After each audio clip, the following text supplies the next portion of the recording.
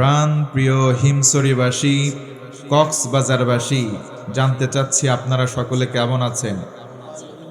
হিমছড়ির ভাইয়েরা, আপনারা সকলে কেমন আছেন? আমাদেরকে ভালো রেখেছেন কে? যে আল্লাহ, যে মহান রব মালিক আমাদেরকে ভালো রেখে মহতি পরিবেশে আসার, বসার, কিছু কথা বলা ও শুনবার তৌফিক দান করেছেন। খুশি হয়ে নত শিরে কালিমাতুশ শুকর আদা করে আমি আপনারা সকলে মিলে বলছি আলহামদুলিল্লাহ। আলোচনার সাবজেক্ট জেনে নেই। আজকে আলোচনার বিষয় নির্ধারণ করেছি রমজানের আগমন। রমজান আর কয়দিন পরে আমাদের কাছে চলে আসছে, নকিং আওয়ার ডোর, একেবারে দ্বার প্রান্তে। আর মাত্র কদিন পরে রমজান শুরু হচ্ছে। কথা বলেন ঠিক কিনা? তো আমি জানতে চাচ্ছি প্রাণের ভাইয়েরা, বলেন তো, রমজান যে আসছে, এই রমজানের জন্য প্রস্তুতি আমাদের নেওয়ার দরকার আছে না? এই জন্য ঘরে ঘরে খেজুর কিনবেন, আতর কিনবেন, সুরমা কিনবেন, মুড়ি কিনবেন আর সুলাবুট কিনবেন। এই তো প্রস্তুতি নাকি? যে না, এটার নাম আসল প্রস্তুতি নয়। আসলে রমজানের জন্য প্রস্তুতি নিতে হবে কি, আর আমরা নিচ্ছি কি?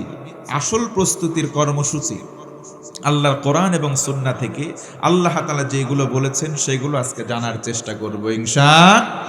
আজকের আলোচনার সাবজেক্ট রমজানের প্রস্তুতি। আওয়াজ দিয়ে বলেন তো, কিসের প্রস্তুতি? মাশাআল্লাহ। রমজানের প্রস্তুতিমূলক অনেক আমল রয়েছে, তার মধ্যে আমি গবেষণার টেবিলে বসে বসে বাছাই করেছি রমজানের জন্য প্রস্তুতিমূলক আমলের সংখ্যা স্পেশাল 7টি। আওয়াজ দিয়ে বলেন কয়টি? এই 7টি স্পেশাল আমল আমরা এখানে সংক্ষিপ্তভাবে জানার চেষ্টা করব। হিম্মত নিয়ে আওয়াজ উঁচু করে বলেন ইনশাআল্লাহ। আমার বন্ধু মনোযোগ বাড়ায় দেন। রমজান মাসকে সামনে নিয়ে আমরা প্রিপারেশন নিতে চাই। এই যে আমার যুবক বন্ধুগণ ভালো বুঝবেন, একদল ক্রিকেট অথবা ফুটবল যারা খেলেন, দেখবেন টেস্ট ম্যাচ খেলা হয়, মানে প্রস্তুতিমূলক ম্যাচ খেলা হয়। ফাইনাল খেলার আগে তারা প্রস্তুতি নেয়। তেমনি ভাবে একটা ইবাদত করব, ইবাদতের আগেও আমাদের প্রস্তুতি নেওয়ার দরকার আছে না নাই? আমরা সবাই প্রস্তুতি গ্রহণ করব রমজানের জন্য। নবীজি আমার দোয়া করতেন, আল্লাহুম্মা বারিক লানা ফি রজব ওয়া শাবান ওয়া বাল্লিগনা রমাদান। পড়েন আল্লাহুম্মা আমিন। নবীজি আমার দোয়া করতেন, ও আল্লাহ, রজবের শাবানে বরকত দাও, রমজান মাস পর্যন্ত আমাদের হায়াতটাকে তুমি বর্ধন করে দাও। তার মানে রোজার মাস আমরা বরকত এবং রহমত আর নাজাত পাবো। কথা বলেন ঠিক কিনা? এই জন্য স্পেশাল 7টা আমল রয়েছে। নাম্বার 1, 1 নম্বর হলো খালেস তওবা করে নেওয়া। ও মুসলমান, বলেন তো, আমাদের জীবনে গুনাহ করলে ওই গুনাহ থেকে পরিত্রাণের জন্য তওবা করব কার কাছে? আল্লাহ রাব্বুল আলামিন বলেন, মান তাবা ওয়া আমানা ওয়া আমিলা আমালান সালিহান ফাউলাইকা ইউবাদদিলুল্লাহু সাইয়্যাতিহিম হাসানাত। জোরে বলেন আল্লাহু আকবার। আপনি কি আমার কথাতে রাগ করতেছেন? আয়াতে কারিমার তেলাওয়াত শেষ হলে আল্লাহু আকবার বললে খুশি হয় কে? বেজার হয় শয়তান। আমরা খুশি করব কাকে? একটু আল্লাহু আকবার বলে আমাকে সহযোগিতা করা যাবে? আপনারা যদি বিরক্ত হন বলে দেন 7টা পয়েন্ট 1 মিনিটে বলে শেষ করব। আর যদি সময় দেন তাহলে আমরা 7টা পয়েন্ট একটা একটা করে শেষ করব। কোরআনের আয়াত থেকে, নবীর হাদিস থেকে বললে আমাদের ঈমানকে যিনি বাড়ায় দেবেন তিনি কে? যাদাতহুম ঈমানান ওয়া আলা রাব্বিহিম ইয়াতাওয়াক্কালুন। জোরে কোন আল্লাহু আকবার। শুধু আমাদের ঈমান বাড়বে তা নয়, বরং এই বর্ধিত ঈমান নিয়ে আমরা সব কাজে ভরসা করব কার প্রতি? আল্লাহর প্রতি। আর আমার যদি কষ্ট পেয়ে না থাকেন তাহলে আওয়াজ করে বলেন তো, আমাদের জীবনে গুনাহ হয়ে গেলে তওবা করতে হবে কার কাছে? আল্লাহর কাছে। কেউ যদি আল্লাহর কাছে তওবার মতো তওবা করে, আল্লাহ বলেন, মান তাবা ওয়া আমানা ওয়া আমিলা আমালান সালিহা ফাউলাইকা ইউবাদদিলুল্লাহু সাইয়্যাতিহিম হাসানাত। পড়ি সুবহানাল্লাহ। আমার বন্ধুগণ মনোযোগ বাড়াতে হবে। কেউ যদি তওবার মতো তওবা করেন, ও মুসলমান, তওবা করার পরে যদি ঈমানটাকে মজবুত করে নেক আমল জারি রাখে, পেছনের জীবনের সকল গুনাহগুলোকে আল্লাহ রাব্বুল আলামিন নেকি বানায় দিবে। এই জন্য রমজান আসার আগে 1 নম্বর আমল হলো তওবা করতে হবে কার কাছে? 2 নম্বর নামাজের চর্চা। ও মুসলমান, 2 নম্বর নামাজ আদায় করতে হবে। দৈনন্দিন বলেন তো কক্সবাজারের ভাইরা নামাজ পড়তে হয় কয় ওয়াক্ত? কিন্তু দুঃখজনক বিষয়, দৈনন্দিন 5 ওয়াক্ত নামাজ নাই, কিন্তু 5 শ্রেণীর মুসলমান আমাদের পাবনা রাজশাহীতে থাকলেও কক্সবাজারে বোধহয় নাই। 1 নম্বর হলো শুকুর আলী মুসল্লি। শুক্রবারে বারে যাই, শুধু জুমার নামাজ পড়ে, সারা সপ্তাহ কোনো নামাজ নাই। বলেন তো হিমসরির জমিনে এই রকম মার্কা মুসল্লি 2-1টা আছে না নাই? 2 নম্বর হলো রমজান আলী মুসল্লি। রমজান মাসে তারাবিতে যাই, তাদের জ্বালাই নিয়মিত যারা মুসল্লি সামনের কাতারে তারাবির সময় জায়গা পায় না, এমন রমজান আলী মার্কা মুসল্লি বলেন তো কক্সবাজারে 2-1টা আছে না নাই? 3 নম্বর হলো বরাত আলী মুসল্লি। সবে বরাতের রাতে যাই, একবার এই মসজিদে 2 ঠোকর, আবার বের হয়ে আরেক মসজিদে গিয়ে 2 ঠোকর দেয়। এই মসজিদে জিলাপির ধান্দা, ওই মসজিদে বিরিয়ানি আছে না নাই? 4 নম্বর হলো কদর আলী মুসল্লি। সবে কদরের রাতে রাতে যাই, সারা বছর নামাজ নাই। 5 নম্বর ঈদ আলী মুসল্লি, 2 ঈদের নামাজ পড়ে আর সারা বছর খোঁজ নাই, আছে না নাই? আল্লাহ রাব্বুল আলামিন বলেন, ফি জান্নাতি ইয়াতাসাআলুনা আনিল মুজরিমিন মা সালাকাকুম ফি সাকার قالوا لم نك من المصلين।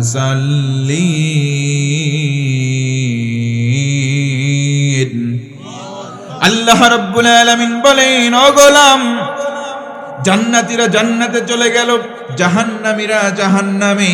একে অপরকে বলবে, জাহান্নামীরা তোমরা কেন জাহান্নামে আসলে বল। ও আমার খিমসরের ভাইয়েরা জানতে চাই, বলেন তো জান্নাতি আর জাহান্নামী কি সমান হতে পারে? আল্লাহ রাব্বুল আলামিন তাও বলেন যে না, পারে না। লা ইয়াস্তাগি আসহাবুন নারি ওয়া আসহাবুল জান্নাহ, আসহাবুল জান্নাতি হুমুল ফাইজুন।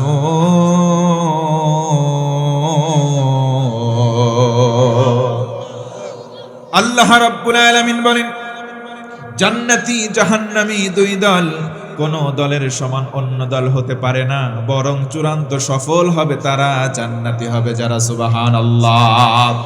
জান্নাতীরা বলবে, কেন জাহান্নামে তোমরা আসলে বলো? জাহান্নামীরা বলবে, দুনিয়ার জীবনে নামাজ পড়ি নাই, এই কারণে সাকর নামক জাহান্নামে আসলাম। ভাইরা বলেন তো দেখি, নামাজ পড়ার দরকার আছে না নাই?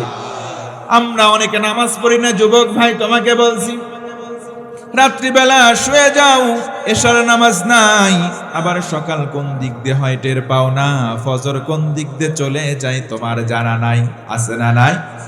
কেমন করে ঘুমাও তুমি, কেমন করে ঘুমাও তুমি, ফজর করে কাজা, এমন তো হতে পারে জোহরে জানাজা তোমার, এমন তো হতে পারে জোহরে জানাজা। এই জন্য বলবো যুবক বন্ধু, ও আমার যুবতী বোন, তুমি নামাজ কেন পড়ো নাই? সাবধান সাবধান সাবধান হও। তোমার যদি ঘুম ভাঙে তোমার হবে সকাল, তোমার যদি ঘুম না ভাঙে মনে রেখো তোমার জন্য সেটা পরকাল। এই জন্য দৈনন্দিন নামাজ পড়বো কয় ওয়াক্ত? এই নামাজ অনেকে পড়ে না।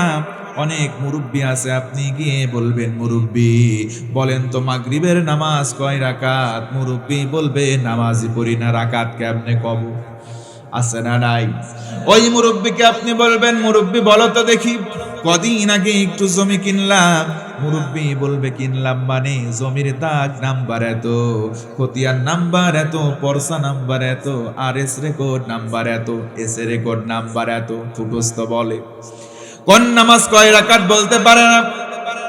আমি বলবো মুরব্বী মুরব্বী দাঁড়াও, তোমার নামাজ ধরার সময় হইছে, তোমার জমির হিসাব আল্লাহ কিয়ামতের দিন আগে নেবেন না।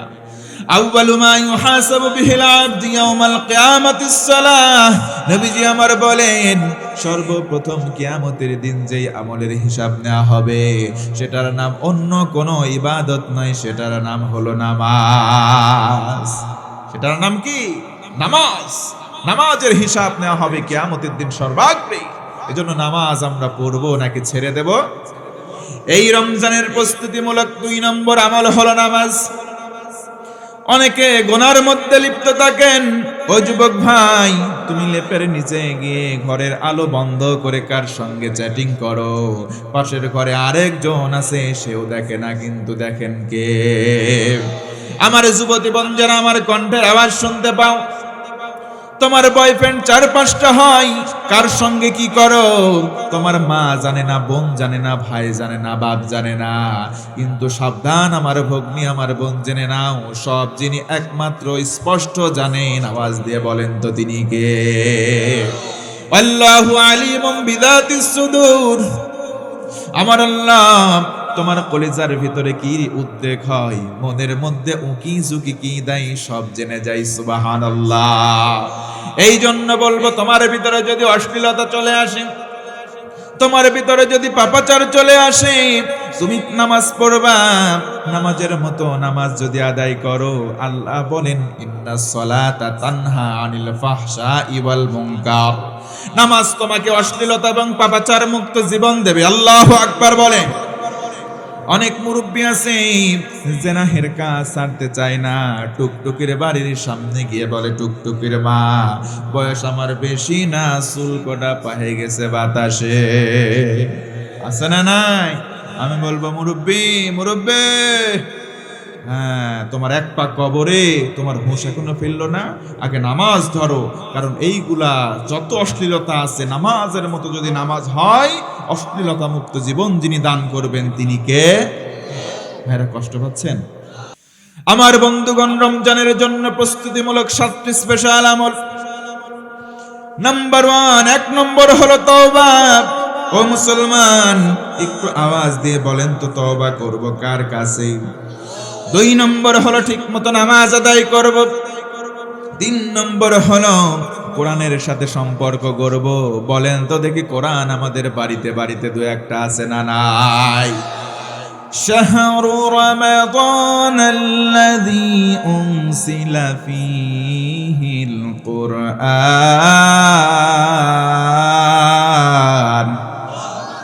এটা হলো এমন রমজান মাস যেই মাসে কোরআন নাজিল হয়। ও মুসলমান, কোরআন নাজিল হওয়ার কারণে রমজান মাসের সম্মান যিনি বাড়িয়ে দিয়েছেন তিনি কে? নবীজি আমার বলেন, মান ক্বারা হারফাম মিন কিতাবিল্লাহি ফালাহু হাসানা। যে ব্যক্তি কোরআন থেকে একটা হরফ পড়ে, তার আমলনামায় একটা নেকি দেওয়া হয়। আল্লাহ রাসূল হাদিসের পরের অংশেই বলেন, এক নেকিকে 1 রাখা হয় না, 10 গুণ বাড়ায়া 10টা নেকি দেওয়া হয়। তার মানে একটা হরফ তেলাওয়াত করলে 10 নেকি। সুবহানাল্লাহ পড়েন। এই জন্য কোরআনময় জিন্দেগি বানান। পিতে 3টা দিক আছে, এই 3 দিকে তাকালেই সওয়াব হয়। নাম্বার 1, 1 নম্বর আন-নাযারু ইলাল কাবা। কেউ যদি কাবার দিকে একবার তাকায়, তার জীবনের সব গুনাহ মাফ। কারণ নবীজি বলেন, হজ্জ মাবরুর যদি কারো নসিব হয়, আল্লাহ রাব্বুল আলামিন তার বেগুনাহ মাসুম বানায়া দেন। 2 নম্বর হলো আন-নাযারু ইলা ওয়াজহিল ওয়ালিদাইন। বাবা মায়ের চেহারার দিকে তাকানো। কেউ যদি তাকায়, একবার নেক নজরে তাকালে একটা কবুল হজের সওয়াব দেওয়া হয়। সুবহানাল্লাহ। কোন ওই রকম মা বাবা অনেকের জীবিত আছে, আবার অনেকের কবরের বাসিন্দা। কথা বলেন ঠিক কিনা? অনেকে বাপ মাকে কষ্ট দিয়ে বলে, বুড়া বেশি কথা বলে না, বোঝো বেশি। আমি বলবো, ও যুবক ভাই, তুমি সন্তান হতে পারো নাই, কারণ তোমার বাবা যদি না বুঝতো তোমার মতো ছেলের মধ্যে দুনিয়াতে আসতো না। কথা বলেন ঠিক কিনা? আবার অনেকে মাকে বুড়ি বলে গালি দেয়, বাড়ি থেকে ঘাড়ে ধাক্কা দিয়ে বউয়ের কথা শুনে বের করে দেয়, আছে না নাই? আমি বলবো এইগুলো সন্তান নয়, ওইগুলো শয়তান, কুলাঙ্গার। কথা বলেন ঠিক কিনা? কারণ তোমার যেই মা কষ্টের পরে কষ্ট স্বীকার করেন, ওয়াহনান আলা ওয়াহান, আল্লাহ বলেন কষ্টের পরে কষ্ট করে, নিজের জীবন পর্যন্ত বাজি ধরে তোমাকে দুনিয়ার আলো বাতাস দেখায়, সেটা হলো মা। কথা বলেন ঠিক কিনা? মায়ের কান্দন যাব জীবন, 2-4 মাস বোনের কান্দন রে, ওরে ঘরের পরিবারের কান্দন 2-1 দিন পর থাকে না। গর্ভধারিণী মা, জনম দুঃখিনী মা, কপাল পোড়াহায় আমার জন্মদাত্রী মা। আল্লাহ রাসূল বলেন বাপ মার চেহারার দিকে তাকাও, একটা করে কবুল হজের সওয়াব পাও। 3 নম্বর নবীজি বলেন আন্নাদারু ইলাল মাসাহাফ আবিল কুরআনাল কারীম, পড়েন সুবহানাল্লাহ। কোরআনের পাতার দিকে তাকাও, বলো হাদা কালামু রাব্বি, এগুলো আল্লাহর কলাম, এইগুলো আল্লাহর কথা। এই জন্য বলবো ও মুসলমান, কোরআন পড়ার দরকার আছে না নাই? ইন্নাহু লাকুরআনুম কারীমুম ফি কিতাবিম মাকনুন লা ইয়ামাসসুহু ইল্লাল মুতাহহারুন।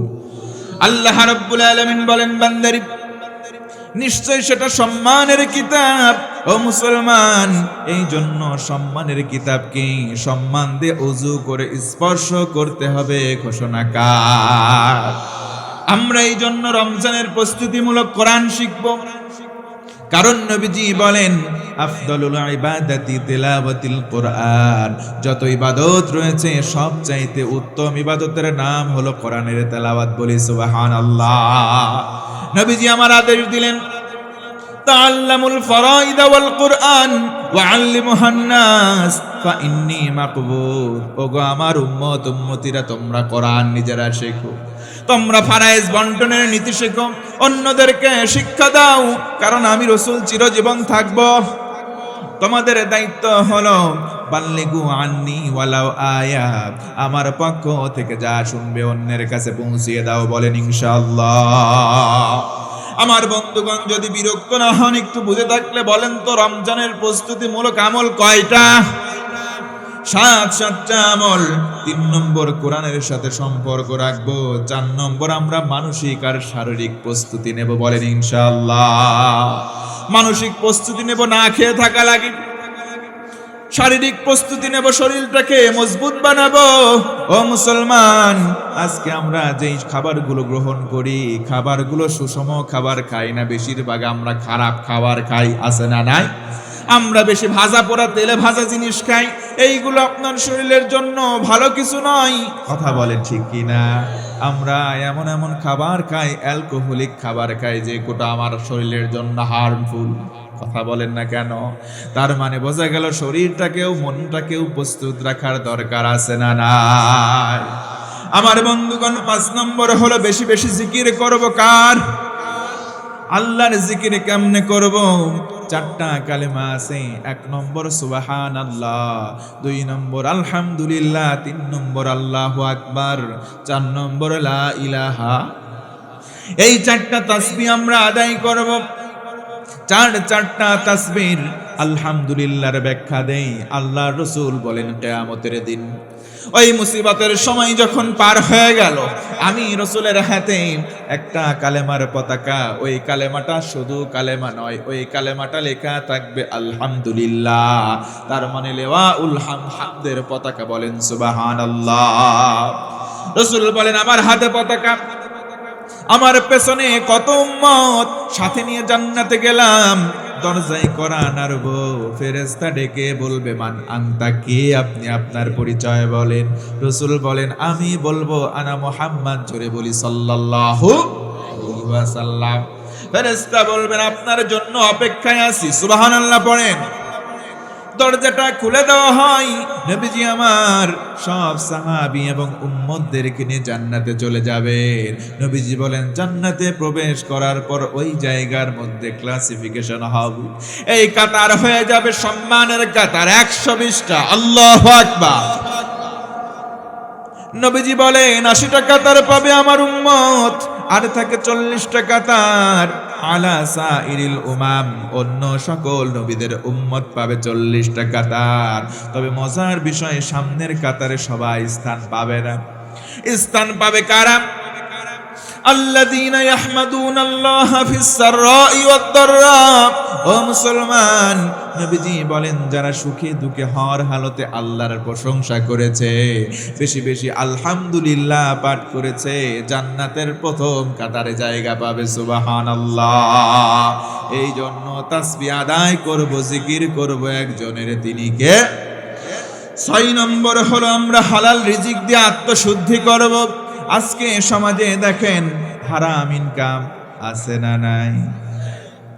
সুদ ঘুষ। অনেক হাজি সাহেব বারবার হজ করে মাগার সুদের টাকা ছাড়ে না, আছে না নাই? নামাজ পড়ে আসরের পর দাঁড়ায় আছে চাচা হাজি সাহেব, ভাতিজা গিয়ে বলে ও চাচা আমারে বাঁচাও। চাচা বলে তুই তো বেঁচে আছিস। চাচার কাছে ভাতিজা বলে 10,000 টাকা হাওলাত দাও। চাচা বলে টাকা কি ফাও ফাও? ভাতিজা বলে চাচা মজার একটা লজিক আছে। কি লজিক বল? 10,000 টাকা দাও, 1 মাস শেষে 2,000 টাকার বাচ্চা দেব। চাচা মুস্কি হেসে বলে বাড়িতে তোর চাচির কাছে টাকা, চল। চাচির কাছ থেকে 10,000 দিয়ে দেয়, মাস শেষে 2,000 সুদ। ও মুসলমান, হাজি সাহেব চাচা তখন ডেকে বলে ভাতিজা তাড়াতাড়ি যা, মাগরিবের আজান হয়, তাড়াতাড়ি মসজিদে যাব, দেরি হলে সামনের কাতারে জায়গা পাবো না। আমি বলবো ওই চাচা যদি 1000 বার হায়াত পায়, 1000 বছর হায়াত পেল, 1000 বার যদি হজ করে, একটা হজও কবুল হবে?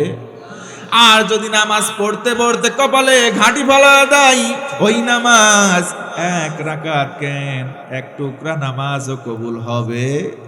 তার মানে এমন হারামখোর সুদেল দু একটা আমাদের সমাজে আছে না নাই? এই জন্য আমরা রমজানের প্রস্তুতি নেব। রমজানের প্রস্তুতির জন্য হালাল রিজিক এবং আত্মশুদ্ধি করব, বলেন ইনশাআল্লাহ। 7 নম্বর, মানুষের হক আদায় করব, মানুষের সঙ্গে নম্র ভদ্র আচরণ করব ইনশাআল্লাহ।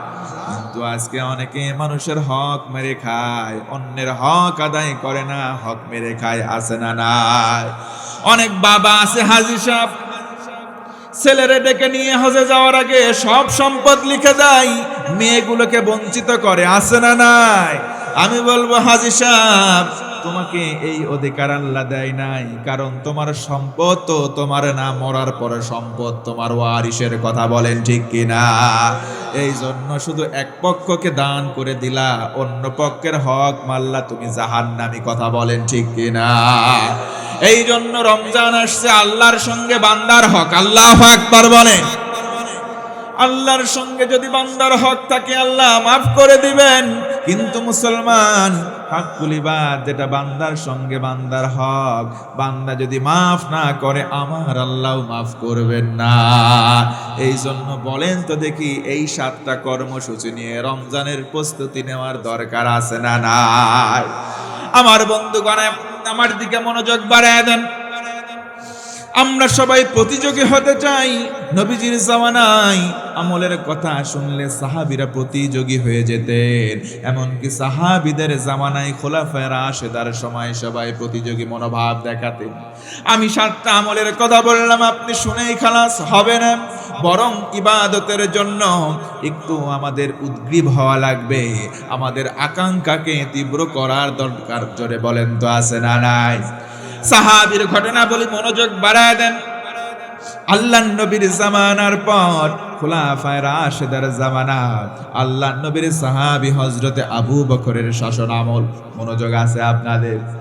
হযরতে আবু বকরের শাসন আমল, একটা তালিকা করা হয় বিধবা যারা, তাদের খেদমত করার জন্য এক একজনের নাম তালিকাবদ্ধ করা হলো, কে কার খেদমত করবে।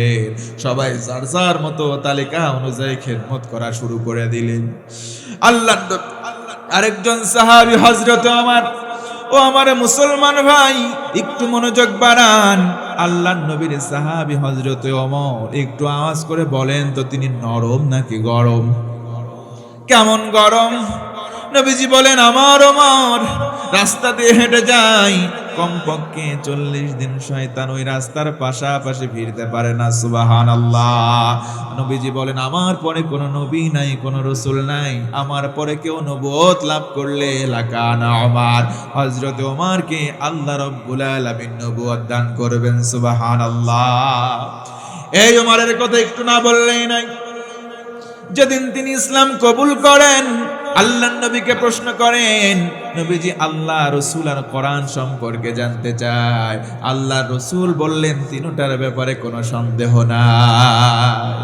আল্লাহর নবীর সাহাবী আবার বললেন, ইয়া রাসূলুল্লাহ, তিনটার মধ্যে যদি কোনো সন্দেহই না থাকবে, আমি ওমর আজকের দিনে ছোট্ট একটা মিছিল করার জন্য অনুমতি চাই। আল্লাহ নবী বললেন, অবস্থা এখন আমাদের পক্ষে নয়, কদিন যাক, কিন্তু আল্লাহর পক্ষ থেকে ওহী আসলো, গ্রিন সিগন্যাল, ও মুহাম্মদ সাল্লাল্লাহু আলাইহি ওয়াসাল্লাম মিছিলের অনুমতি দিয়ে দাও। হাতে গোনা মাত্র 10 জন সাহাবী, 5 জনকে এক লাইনে নাই, আর 5 জন আরেক লাইন। হযরত ওমর সামনে গিয়ে বলেন, লিল্লাহে তাকবীর, সবাই মিলে বলেন আল্লাহু আকবার। ওই মিছিল কাবার চত্বরে যাওয়ার পর কাফেররা বলল, কার কলিজায় এত বড় সাহস, আল্লাহর নামে তাকবীর দেয়। এখনো কাবার ভেতরে 360-এর অধিক মূর্তি বিদ্যমান। ও মুসলমান, বলেন তো দেখি, হযরত ওমর মিছিল নিয়ে যান, কাফেররা সেইখানে আসে, কাফেররা সেখানে চলে আসে। কাফেররা বলে, কে এমন আছে দেখো, কার কলিজায় সাহস, দেখো তো আল্লাহর নামের বরত্ব নেই। তাকিয়ে দেখে ছোট্ট মিছিলের সামনে ওমর। বাঘকে দেখে যেমন বিড়ালের অবস্থা হয়ে যায়, সেদিন কাফেরদের একই অবস্থা। বলেন আল্লাহু আকবার। এই হযরত ওমর, আবু বকরের শাসনামল যাই। ও মুসলমান, একজন বিধবার তালিকা করা আছে। হযরতে ওমর চিন্তা করলেন, এই বিধবার সকল পারিবারিক কাজটা আমি করে দিয়ে আসবো। এই জন্য তিনি সিদ্ধান্ত নিলেন, আমি সকালবেলা চলে যাব। ফজরের পর গেলেন, যাওয়ার পরে বুড়িমাকে জিজ্ঞেস করেন, বুড়িমা তোমার কি কাজ বাকি আছে? বুড়িমা বলে, প্রতিদিন যেই যুবক এসে আমার কাজ সম্পন্ন করে দেয়, তুমি আসার আগেই সে আমার সকল কাজ সম্পন্ন করে দিয়ে বিদায় নিয়েছে। সুবহানাল্লাহ। হযরত ওমর একটু আশ্চর্যিত হয়ে গেলেন। সকাল সকাল আমি আসলাম, প্রত্যুষে আসার পর এখনো কাউকে পেলাম না, কাজটা করলো কে? অতএব আমি আগামী কাল আসবো, কিন্তু ফজরের নামাজের পর জোরে কোন সুবহানাল্লাহ। পরের দিন হযরত ওমর ফজর পরে আর দেরি করেন নাই, হাজির হয়ে গেলেন। এসে দেখে সব কাজ শেষ, দেখে বলে, বুড়িমা আজকের দিনে ফজর পরে দেরি করি নাই, এত সকালে তোমার কাজ কে করে দিল? বুড়িমা ডেকে বলে, প্রতিদিন যেই যুবক কাজ করে, আজও সেই যুবক কাজ করে দিয়েছে। সুবহানাল্লাহ। হযরত ওমর এবারে চিন্তামগ্ন হয়ে গেলেন। কল্যাণকর কাজের কত স্পিড দেখেন, কত তারা উদ্গ্রীব ছিলেন, ভালো কাজ করার জন্য কতটা আগ্রহী ছিলেন। অথচ আমাদের সমাজে বাঙালি মুসলমানদের ভালো কাজ করার আগ্রহ একেবারে নাই। কথা বলেন ঠিক কিনা? হযরত ওমর ফারুক চিন্তা করলেন, পরদিন আমি যাব তাহাজ্জুদের রক্তে চলে গেলেন। যাওয়ার পর দেখে বুড়িমার সকল কাজকে যেন আগে থেকেই করে দিয়েছেন। জোরে বলেন সুবহানাল্লাহ। ও বুড়িমা, বলো তো দেখি তোমার বাড়ির যাবতীয় কাজ কে সম্পন্ন করেছে? বুড়িমা ডেকে বলে, প্রতিদিন যেই যুবক করে ওই একই যুবক। আল্লাহু আকবার বলেন। হযরত ওমর চলে গেলেন, সিদ্ধান্ত নেন, হাই আমি এখন কি করব? এশার নামাজ পর আমি আর বাসায় যাব না, এশার নামাজ পর আমি জায়গায় দাঁড়িয়ে থাকব। কোন সেই যুবক এসে গোপনে গোপনে বুড়িমার কাজ করে, আমি ওমর দেখতে চাই। কষ্ট হচ্ছে আপনাদের? মোনাজাত করে দেব? আর একটু সামনের দিকে গেলে কষ্ট হবে? অনেক রাত হয়ে গেছে, যদি কষ্ট না পান তাহলে একটু আমার সঙ্গে বলেন তো আল্লাহু আকবার। আরো জোরে লিল্লাহে তাকবীর, দুইটা হাত উঁচু করে লিল্লাহে তাকবীর। আল কোরআনের আলো, আল হাদিসের আলো, নারে তাকবীর। ঘুম ঘুম ভাবটা ছিল কেটে গেছে না ভাই? যদি অনুমতি দেন তাহলে আর একটু আগানো যাবে তো ইনশাআল্লাহ। আমার বন্ধুগণ মনোযোগ বাড়েন। হযরত ওমর সিদ্ধান্ত নিলেন এশার নামাজের পর আর বাড়িতে যাবেন না। প্রতিদিন ওই কোন যুবক কাজ করে দেয় আজকে জানবো, তারপরে যাব। এশার নামাজ পর এসে বুড়িমার বাড়ির এক পাশে দাঁড়িয়ে আছেন গোপনে চাদর মুড়ানি। এবার তাকিয়ে দেখেন কে যেন গুটি গুটি পায়ে আসে, আল্লাহু আকবার বলে। গুটি গুটি পায়ে কে যেন আসেন। এইবার দাঁড়িয়ে পড়লেন, কাজ সম্পন্ন করতে যাবেন। কাজ সম্পন্ন করে যখন বের হলেন, পিছন দিক থেকে গিয়ে হযরতে ওমর রাদিয়াল্লাহু আনহু যুবকটাকে পিছন দিক থেকে চেপে ধরেছেন। কে তুমি, তোমার পরিচয় বলো। প্রতিদিন তুমি এই কাজগুলো কেমনে করে যাও? আমি আসার আগেই সম্পন্ন হয়। আজকে তোমার চেহারা দেখব, তোমার পরিচয় জানবো, তারপরে ছাড়বো। বলেন সুবহানাল্লাহ। এইদিকে হযরতে ওমর রাদিয়াল্লাহু আনহু যখন ঘুরিয়ে ধরেছে, দেখেন আর কেউ নয়, সারা বিশ্বের খলিফা, তদানীন্তন প্রথম খলিফা হযরতে আবু বকর।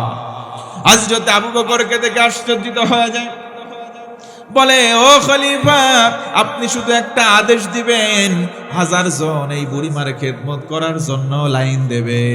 আপনি খলিফা হওয়ার পর কেন এসে গোপনে গোপনে কাজ করে দেন জানবো, তারপরে আপনাকে ছাড়বো। সুবহানাল্লাহ। আবার এই অবস্থায় তাকিয়ে দেখে হযরতে আবু বকরের পায়ে কোনো স্যান্ডেল নাই, জুতা নাই। আল্লাহু আকবার বলে। আপনি না খলিফা, আপনার পায়ে জুতা নাই কেন? আপনি কেন আসেন? দায়িত্ব তো অন্যের উপরে বন্টন করে দিতে পারেন। এটার কারণ বলেন, কারণটা জানবো, তারপর আপনাকে ছাড়বো। আরেকবার আওয়াজ করে বলি সুবহানাল্লাহ। হযরতে আবু বকর বললেন, ভাই শুনে না, খলিফার চেয়ারে আমি দায়িত্বে আছি, তুমি আমার নয়। আমি দায়িত্ব থাকাকালীন যদি কোনো বুড়ি কষ্ট পায়, আল্লাহ তোমারে ধরবেন না, আল্লাহ ধরবেন আমারে। কথা বলেন ঠিক কিনা? কারণ নবীজি আমার বলেন, কুল্লুকুম রাইন ওয়া কুল্লুকুম মাসউলুন আন রায়াতিহি। আল্লাহু আকবার। নবীজি বলেন, প্রত্যেকে তোমরা দায়িত্বশীল, তোমাদের দায়িত্ব সম্পর্কে তোমাদেরকে জিজ্ঞেস করা হবে। কোন আল্লাহু আকবার। হযরত ওমর কথাগুলো শুনলেন আর চোখ দিয়ে দরদর করে পানি পড়ে। কারণ হলো তাদের ভেতরে আল্লাহর ভয় ছিল। ও মুসলমান, এই কারণে তারা প্রতিটা কল্যাণকর কাজের জন্য অগ্রগতি ছিলেন। তারা ছিলেন এমন ভাবে আগ্রহী, কল্যাণকর কাজ পাইলে কেউ ছাড়তে চাইতো না। কথা বলেন ঠিক কিনা? এবার বললেন, এটা না হয় বুঝলাম, কিন্তু আপনার নগ্ন পায়ে কেন? আপনার পায়ে জুতা স্যান্ডেল নাই কেন? আমিরুল মুমিনিন আগে আমাদেরকে এই কথাটা বলে। আল্লাহর নবীর সাহাবী আবু বকর রাদিয়াল্লাহু আনহু বললেন, ভাই রাত্রি হয়ে গেছে, সবাই এখন ঘুমের বিছানায় নিমগ্ন। আমি হলাম এখানকার খলিফা, আমি রাস্তা দিয়ে হেঁটে যাব। আমার জুতার আওয়াজে যদি কারো ঘুম ভেঙে যায়, তার হক নষ্ট করার কারণে আমি আল্লাহর আসামির কাঠগড়ার আসামি হয়ে যাব। আমি একজনের ঘুমটা ভেঙে দিলাম, এই ভেঙে দেওয়ার কারণে যদি আসামি হতে হয়, এই ভয় করি যাই। এই জন্য জুতা পায়ে দেই নাই, নগ্ন পায়ে, খালি পায়ে আস্তে আস্তে হেঁটে এসেছি। জোরে বলি সুবহানাল্লাহ। ওয়া আলামু আন্নাল্লাহা মাআল মুত্তাকিন।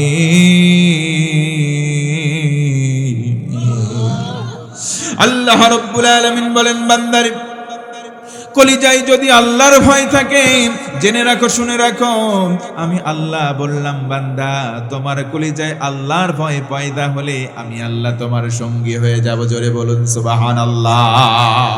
আরেকবার আল্লাহু আকবার। খুলাফায়ে রাশিদার সোনালী দিন কেন যে ফিরে আর আসে না?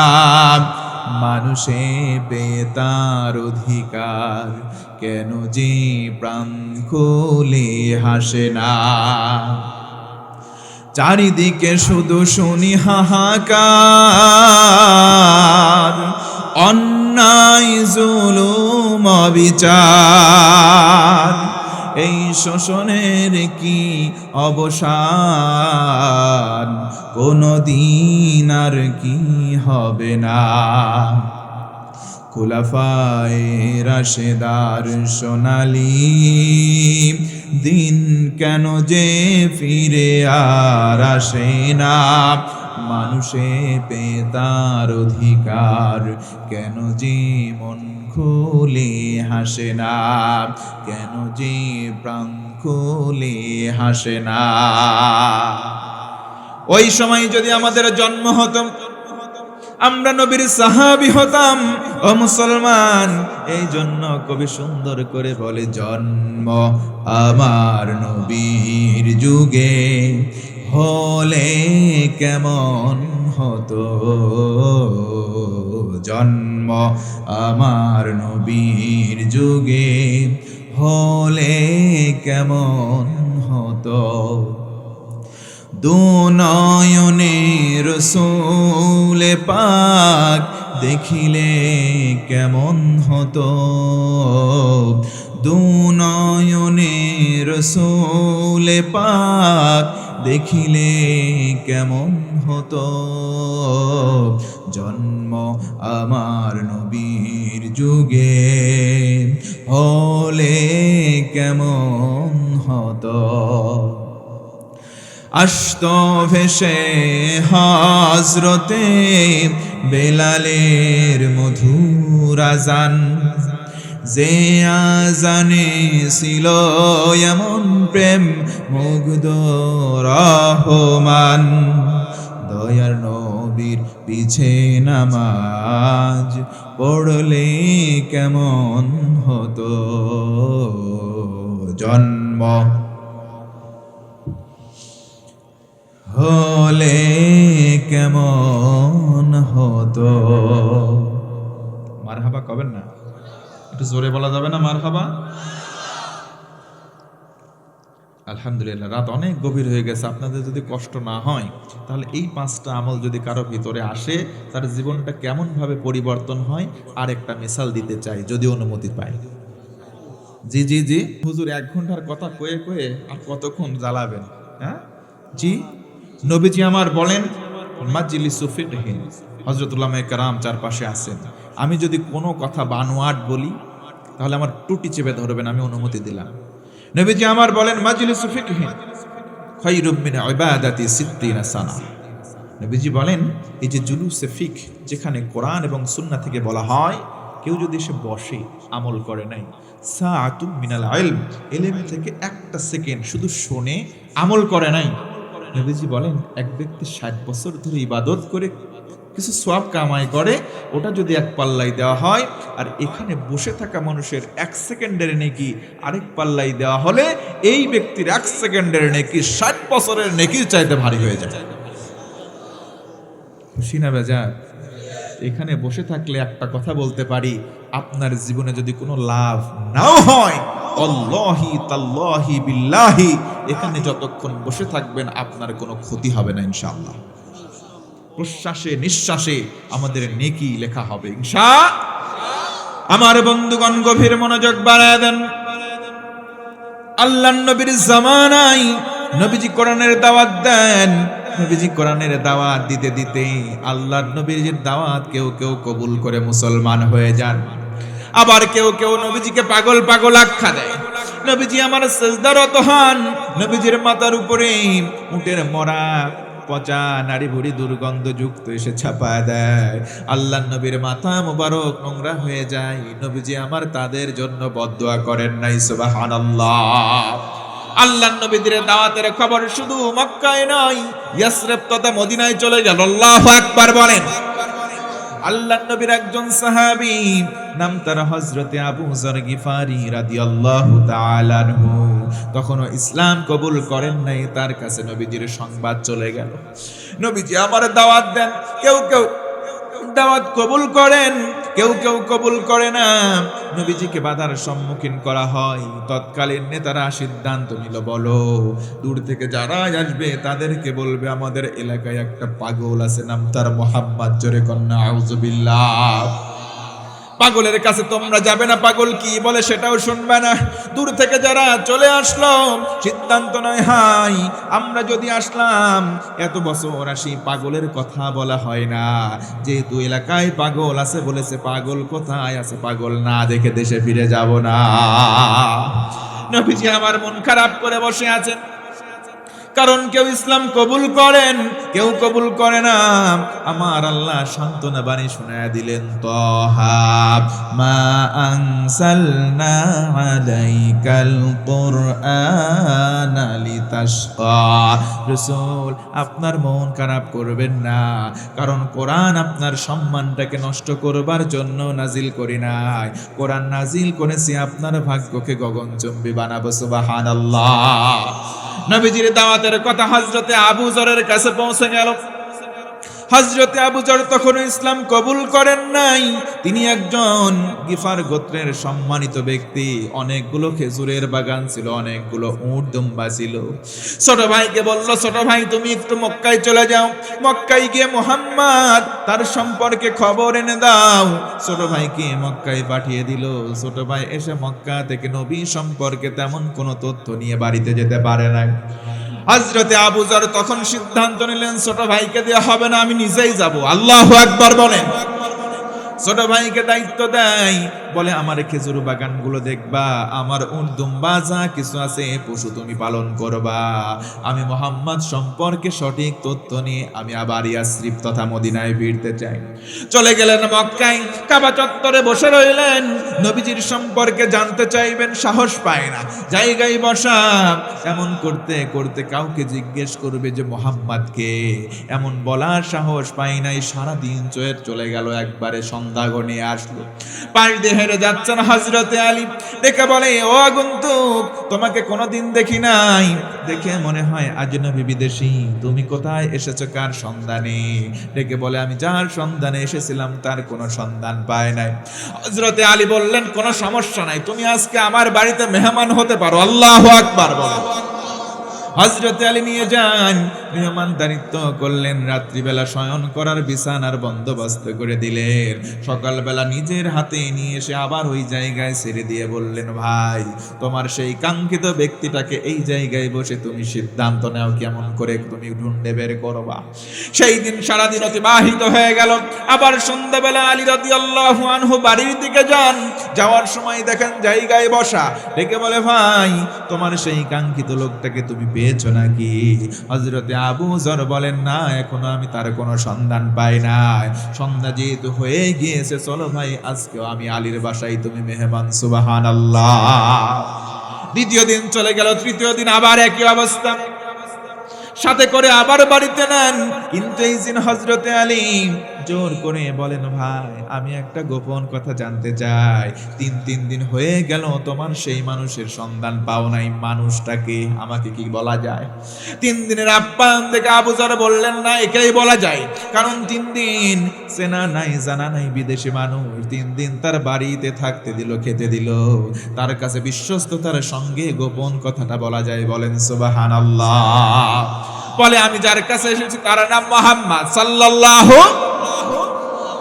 দেখে বলে, ও ভাই শোনো। কারেন্ট চলে গেল, জেনারেটর। আচ্ছা আমরা শেষ করে দিব। আচ্ছা জেনারেটরটা একটু চালাই দাও ভাই, আমরা শেষ করে দিব 10 মিনিটের মধ্যে ইনশাআল্লাহ। তাবারক যা আছে নিয়ে চলে আসো। এর জন্য একটু হলেও কিছু কথা বলা দরকার। ইনশাআল্লাহ। আমার বন্ধুগণ মনোযোগ বাড়ায় দেন। আল্লাহর নবীজির সন্ধানে আসলেন। হযরতে আলী রাদিয়াল্লাহু আনহুকে ডেকে বললেন, আমি যার কাছে এসেছি তার নাম আর কেউ নয়, তার নাম মুহাম্মদ। হযরতে আলী বললেন, ভাইনি তুমি সঠিক জায়গায় এসেছো। 3 দিন বলো নাই, তিন দিন হয়ে গেল বলো নাই তুমি কার সন্তানে এসেছো, অথচ আজকের দিনে এসে তুমি বললে যার সন্তান তুমি 3 দিন ধরে করতেছো তার নাম মুহাম্মদ সাল্লাল্লাহু। সঠিক জায়গায় তুমি কোরআন এনেছো, আল্লাহু আকবার বলে। সঠিক জায়গায় আসলে ভাই তোমার কোনো টেনশন নাই। আগামীকাল প্রত্যুষে সকালবেলা আমি নবীর সন্তানের সামনাসামনি তোমাকে নিয়ে যাব, বলেন সুবহানাল্লাহ। সকালবেলা উঠলেন, প্রত্যুষে উঠে পড়লেন, ডেকে বললেন ও ভাই চলো আমি তোমার সামনে সামনে যাব, তুমি আমার পেছন পেছন আসবা। তুমি যে আমার সঙ্গে সঙ্গে হেঁটে যাচ্ছ এটা যাতে অন্য কেউ জানতে না পারে। আমি যদি তোমার অনিষ্টকারী কোনো ক্ষতিকারী সামনে দেখতে পাই আমি আমার জুতাকে এইভাবে ধরবো হাত দিয়ে ভাই, তুমি বুঝবা তোমার জন্য ক্ষতিকারী আছে। তুমি সেইখানে দাঁড়াবা না, আমার পেছনে দাঁড়াবা না, তুমি চলে যাবা সোজা। কৌশল ইসলামের মধ্যে আছে না নাই? এই জন্য অনেক সময় কৌশল অবলম্বন করার দরকার আছে না নাই? আমরা সবাই কৌশল অবলম্বন করব। আল্লাহ আমাদের জন্য ইসলামটাকে মেনে চলা সহজ করুন, পড়ে না আমি। আল্লাহর ইশারায় সেই দিন হয়ে গেল এমন অবস্থা, সোজা চলে গেলেন, কোনো শত্রু নাই, কোনো সামনে বাধা প্রদানকারী নাই, নির্বিঘ্নে আল্লাহ রসুলের দরবারে চলে গেলেন। জোরে বলুন সুবহানাল্লাহ। ও মুসলমান আওয়াজ করে বলেন তো আল্লাহু আকবার। নবীজির সামনে বসে পড়লেন, নবীজিকে বললেন আমি আবু যর গিফার গোত্রে আমার বাড়ি মদিনায়, আমি আসলাম আপনার কাছে। আখবিরনি আনিল ইসলাম, ইসলাম সম্পর্কে আমাকে তথ্য দেন। নবীজি আমার কোনো কথা না বলে মহাবিশ্বয় কোরআন আল কারীম তেলাওয়াত আরম্ভ করে দিলেন। নবীজি আমার কোরআন তেলাওয়াত শুরু করে দিলেন। কোরআনের তেলাওয়াত শোনেন, হযরতে আবু যর কান দিয়ে কোরআনের তেলাওয়াত ঢোকে, কানের মধ্যে সীমাবদ্ধ থাকে নাই, কলিজায় গিয়ে আঘাত করেছে। জায়গার মধ্যে কোরআন শুনে চোখ দিয়ে দরদর করে পানি পড়ে। হাই, কোরআনের ভিতরে এই সম্মোহনী শক্তি যিনি দান করেছেন, আওয়াজ দিয়ে বলেন তিনি কে? কোরআন তেলাওয়াত শুনে চোখ দিয়ে দরদর করে পানি প্রবাহিত হয়। কোরআন তেলাওয়াত যখন শেষ হয়ে যায়, জায়গায় দাঁড়িয়ে ওই জায়গায় বলে মুহাম্মদ আমার বুঝতে বাকি নাই, এটা সত্য ধর্ম, এটা হলো ইসলাম। তোমার হাতে হাত দিয়ে আমি আবু যর কালেমা পড়ে মুসলমান হতে চাই। সুবহানাল্লাহ। এই জন্য ইসলামের প্রতি যাদের আগ্রহ থাকে, ইসলামের প্রতি যাদের আকর্ষণ থাকে, আমার আল্লাহ ইসলামটাকে তাদের কাছাকাছি করে দেয়, এমনকি ইসলাম মানা তাদের জন্য সহজ হয়ে যায়। বলেন সুবহানাল্লাহ। ও মুসলমান, শেষ কথা বলি, আল্লাহ নবীজি একদিন বসে আছেন, সাহাবায়ে কেরাম সামনে বসা, একজন পিছন দিক থেকে আসলেন, এসে বলেন মাতাস সাআতু ইয়া রাসূলুল্লাহ, নবীজি জানতে চাই বলেন তো কিয়ামতের দিনটা কবে? আল্লাহ রাসূল বললেন কেন কিয়ামতের দিন সম্পর্কে জানতে চাও? কিয়ামতের জন্য তোমার আমলের পুঁজি কেমন আগে আমার কাছে বলো, তুমি কেমন আমল করেছো সেটা আগে বলো। নবীজিকে বলো হয় ইয়া রাসূলুল্লাহ, তেমন কোন নামাজ পড়ি নাই, লা কাসীরিম মিনাস সালাত, তেমন কোন নফল নামাজ আমার নাই, ওয়ালা মিন সাওমিন, তেমন কোন সিয়াম নাই, ওয়ালা মিন সাদাকাতিন ইয়া রাসূলুল্লাহ, তেমন কোন দানও করি নাই। করছো কি? আল্লাহর রাসূলকে বলে ইয়া রাসূলুল্লাহ ইন্নী উহিব্বুল্লাহ ওয়া রাসূলাহু, আমি আমার কলিজার চাইতে বেশি আল্লাহ এবং রাসূল আপনাকে ভালোবেসেছি। সুবহানাল্লাহ। নবীজি বললেন আর কোনো পুঁজির দরকার নাই। ও উম্মত, ও আমার সাহাবীরা, দুনিয়াতে যার সাথে যার মহব্বত, তার সাথে তার কিয়ামত যদি হয় জান্নাত, না হয় জাহান্নাম। সুবহানাল্লাহ। এই জন্য আল্লাহ এবং রাসূলের মুহাম্মদ কলিজায় রাখার দরকার আছে না নাই? নবীজি আমার উম্মতদেরকে কাতারতে বললেন, সাহাবীদের সামনে বসে একদিন নবীজি বলেন ইন্না হাদিহিল কুলুবা তাসতাউ, বাইহাকির হাদিস। আল্লাহর রাসূল বলেন আমার ও সাহাবীরা শোনো, প্রত্যেকটা মানুষের অন্তর কুলসযুক্ত হয়ে যাচ্ছে, মরিচিকা ধরে যাচ্ছে। একটা লোহার খণ্ড যেমনে মরিচিকা ধরে, পানির মধ্যে রেখে দিলে যেমনে মরিচিকা ধরে, তেমনি ভাবে মানুষের অন্তর গুনাহের মধ্যে থাকবার কারণে তাদের অন্তরে মরিচিকা ধরে যাচ্ছে। একজন সাহাবী দাঁড়ালেন, বললেন ওয়া মা জালা উহা ইয়া রাসূলুল্লাহ, নবীজি আমাদের কলিজার মধ্যে পড়ে যাওয়া মরিচিকা কেমন করে দূর করব। লোহার খণ্ডে মরিচিকা ধরলে শিরিষ কাগজ দিয়ে ডলা দিলে পরিষ্কার, কথা বলেন ঠিক কিনা? ইয়া রাসূলুল্লাহ, তাহলে আমাদের এই যে মরিচিকা ওইটা আমরা কেমন করে দূর করব? আল্লাহর রাসূল বললেন দুইটা মরিচিকা পরিষ্কার করার আমল আছে। নাম্বার 1, এক নম্বর হলো কাসরাতু যিকরিল মাউত, বেশি বেশি মরণকে স্মরণ করো। মরণকে স্মরণ করার দরকার আছে না নাই? একটু জোরে বলেন, আছে না নাই? 2 নম্বর ওয়া তিলাওয়াতিল কোরআন, বেশি বেশি কোরআন পড়ো, বেশি বেশি কোরআন পড়ো আর বেশি বেশি মরণকে স্মরণ করো। যিনি তোমাদের কলিজাকে সাফ করে দেবেন তিনি কে? আওয়াজ দিয়ে বলেন, তিনি কে? 1 নম্বর মরণকে স্মরণ করতে হবে। এই মরণকে স্মরণ করার ব্যাপারে মুহাদ্দিস বলেন বেশি বেশি জানাজা পেলে জানাজায় যাওয়া। আমাদের মাঝে জানাজা আছে না নাই? অনেকে জানাজার ঘোষণা হইলে একজন যাচ্ছে জানাজায়, আরেকজনকে বলে চলো যাই, অমুক মারা গেছে জানাজায়। ও বলে আমার ওযু নাই। আছে না ভাই? বলে ওযু করে নাও, আমার কাপড় পাক নাই। কেন বেটা, তুই কি কুত্তা দাঁড়ায় মুতিস? রাগ করলেন বাবাজি? সৃষ্টির সেরা জীব মাগার বলে আমার প্যান্টের মধ্যে মুত, দাঁড়ায় কুত্তাও মতে তুইও মুতিস বেটা, তোর মধ্যে আর কুত্তার মধ্যে ফারাক নাই। আপনি ঠিক বললেও ঠিক, না বললেও ঠিক।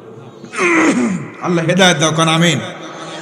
তাহলে কলিজা আমাদের ঠান্ডা করতে হলে, শীতল করতে হলে, নিট অ্যান্ড ক্লিন করতে হলে 2টা আমল। 1 নম্বর মরণকে স্মরণ করব, 2 নম্বর তেলাওয়াতে কোরআন বাড়াবো ইনশাআল্লাহ। এই যে এই মাহফিলটা যিনি আয়োজন করেছেন, কি নাম ভাই? মারা গেছে কারা? বিলাল ভাইয়ের মারা গেছে কে কে? মোহাম্মদ আলমকে, আলম সাহেব আব্বা, জুবেদা খাতুনের মা, সেনোয়ারা বেগম। এই যে মানুষগুলো মারা গিয়েছে ভাই, এখন আমি জানতে চাই, বলেন আমরা একদিন মারা যাব কি যাব না? বেঁচে থাকবো কেউ? কোনো গ্যারান্টি, সিকিউরিটি? কখন মারা যাব কেউ জানি না। আল্লাহ বলেন ইযা জাআ আজালুহুম লা ইস্তাখিরুনা সাআতান ওয়া লা ইস্তাকদিমুন।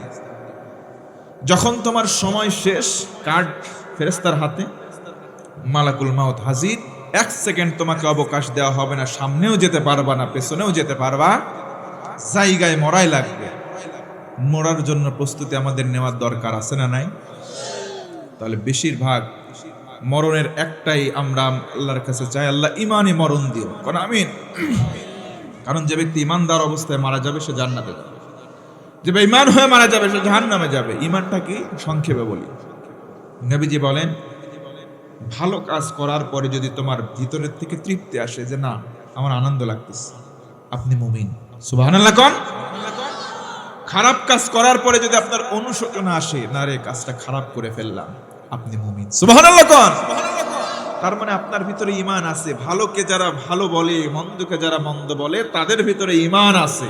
এই ঈমানটাকে জাদ্দিদু, বাড়াইতে হবে, বাড়াইতে হবে ঈমানটাকে।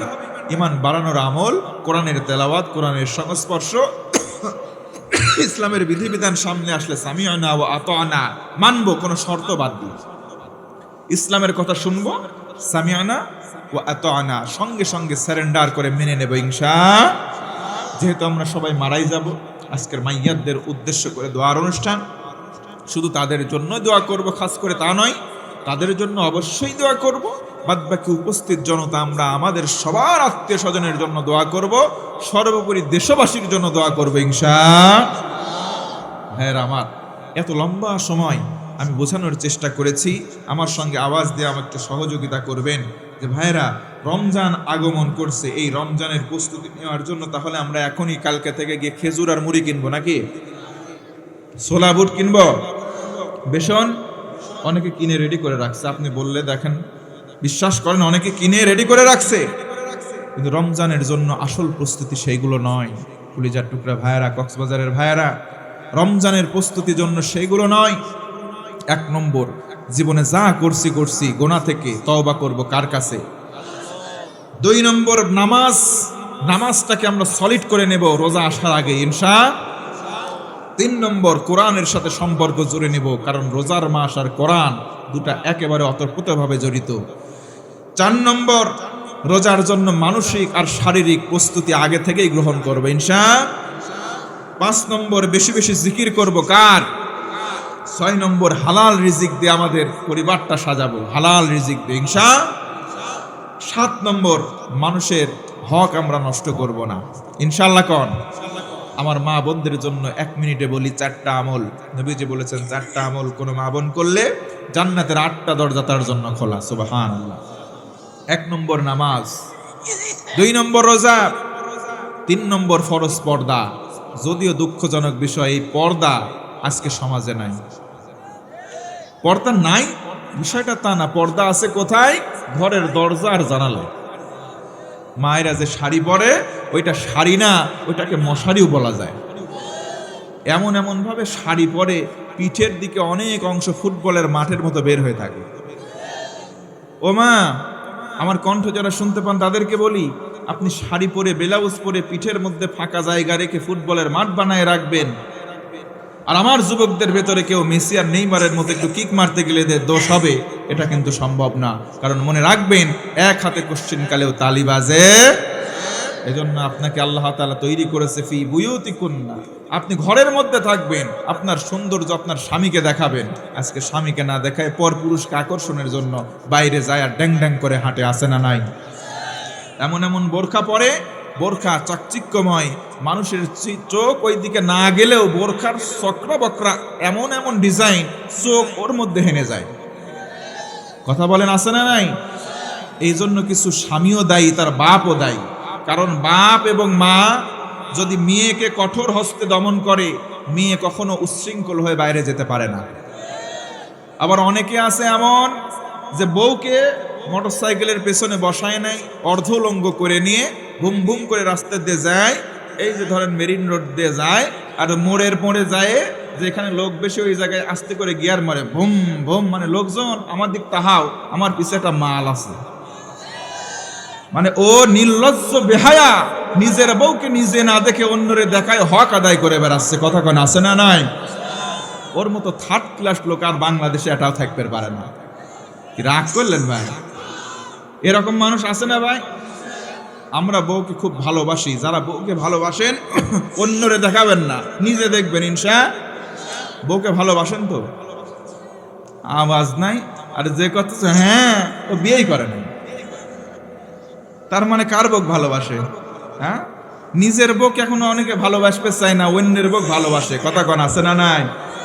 পরকীয়া প্রেম আছে না নাই? মনে রাখবেন, আপনার বউকে বাদ দিয়ে অন্যের বউর সঙ্গে লাইন মারবেন, আপনার বউ জানলা খুলে দিয়ে পুবাল হাওয়া খাবে, বিচের পাশে বসে বলবে, স্বামী আমার যেমন তেমন, দেওরা আমার মনের মতন। এই জন্য আপনি আপনার বউকে নিয়ে ভালোবাসেন, অন্যের বউকে হাত ধরার দরকার নাই। আপনি যদি কাজ কুকর্মগুলো করেন, আপনার বউ, আপনি 2 জনের সঙ্গে টাঙ্কি মারবেন, আপনার বউ 4 জনের সঙ্গে টাঙ্কি মেরে বসে থাকবে। আল্লাহ হেদায়েত দাও, সঠিক বুঝ দাও, কর আমিন। 4 নম্বর, স্বামীর ইতাআত। আমার মা বোনেরা, 4 নম্বর, নবীজি সাল্লাল্লাহু আলাইহি সাল্লাম বলেছেন স্বামীকে আনুগত্য করতে, স্বামীর কথা শুনতে। আপনার স্বামী তো এতটা খারাপ হয় না যে ফেরাউনের মতো খারাপ হয়েছে। আপনি কেন কথা শোনেন না? দুঃখজনক সত্য, কষ্ট করে বাড়ি এসে যদি স্বামী বউকে বলে, বউ আমাকে 1 গ্লাস পানি দাও, বলে ওই দেখো জগ, ওই দেখো গ্লাস, ঢেলে খাও। প্রয়োজনে আমাকে 1 গ্লাস ঢেলে দাও। আপনি যদি একটু শক্ত করে বলেন কিছু, এত বড় কথা বললি, বলে মিনসে বেশি কথা কইয়ের পারবো না, বেশি কথা কবু মুহের পর ঝাঁটা মাইরে বাপের বাড়ি চলে যাবো। এম্মা বউ 2-1টা আছে না ভাই? এইগুলা ভাই, দিন দিন আমরাও পুরুষরা ভাই নির্যাতিত জাতি। আমরা ছেলে পেলের মুখের দিকে তাকায় কিছু বলতে পারি না, শুধু সহ্য করে যাই, দিল আমাদের কাঁদে। কথা বলেন ঠিক কিনা? কিন্তু আমরা বলবো, মা নবীজি বলেছেন আল্লাহ বাদে কাউকে সিজদা দেওয়া জায়েজ নাই। তবে আমার দিকে মনোযোগ বাড়ান মা বোনেরা, নবীজি বলেন আল্লাহ বাদে কাউকে সেজদা দেওয়া জায়েজ নাই। তবে যদি সেজদা দেওয়া জায়েজ থাকতো, প্রতিটা স্ত্রীকে তার স্বামীর পায়ে সম্মানের সেজদার আদেশ দিতাম। যেহেতু আল্লাহ বাদে কাউকে সেজদা দেওয়া জায়েজ নাই, সেহেতু আমি রাসূল কাউকে সেজদা দেওয়ার আদেশ দেই নাই। তার মানে স্বামীর মর্যাদা স্ত্রীর কাছে আছে না নাই? আল্লাহ তাআলা স্বামীদের প্রতি স্ত্রীদের আনুগত্যশীলার এই আচরণ দেওয়ার তৌফিক দান করুক, পড়েন আমিন। আরেকবারে বলি, নামাজ, রোজা, পর্দা, আর 4 নম্বরে হচ্ছে স্বামীর আনুগত্য, স্বামীর সঙ্গে সুন্দর ব্যবহার। আমরা সবাই আমাদের বউদেরকে ভালোবাসবো ইনশাআল্লাহ। নবীজি আমার মাঝে মধ্যে বউদেরকে নিয়ে, স্ত্রীদেরকে নিয়ে, আমরা জানদেরকে নিয়ে চাঁদনি রাতে বালির উপরে দৌড়ের প্রতিযোগিতা করতেন। সুবহানাল্লাহ।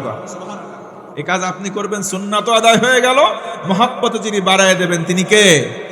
বউদেরকে কোনোদিন তো মনের ভুলে একটা গোলাপ ফুল দিয়ে কও না যে আই লাভ ইউ ডার্লিং, একদিনও তো বলেন না। আপনি কেন বলবেন না? লজ্জা লাগে, বলে হুজুর লজ্জা লাগে। দেখছে, লজ্জা লাগে। বউকে আই লাভ ইউ বলবে, একটা ফুল দেবে, লজ্জা লাগে। শালি যখন আসে বলে দুলে ভাই তোমার লগে ঘুরবে যাবে চাই, আসে হুন্ডা পিক আপ দেয়, কয় বসে। শালিক তুলিলে ভু ভু করি হেনে যাবের পারো, হনে যাবের পারো, আর বকলে যাবের পারো না। তুমি তো ভালো পুরুষ হইবার পারো নাই। তুমি পুরুষ হইছাও দুশ্চরিত্র, তুমি চরিত্রবান পুরুষ হইবার পারো নাই। কথা কোন ঠিক কিনা? শালিক লিয়ে যাওয়া কি জায়েজ না হারাম?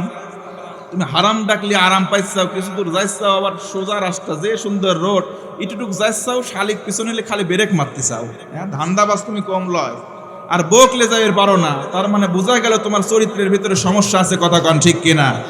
আল্লাহ আমাদের সবাইকে সঠিক বুঝ দান করুক, হেদায়েত দান করুক, কন আমিন।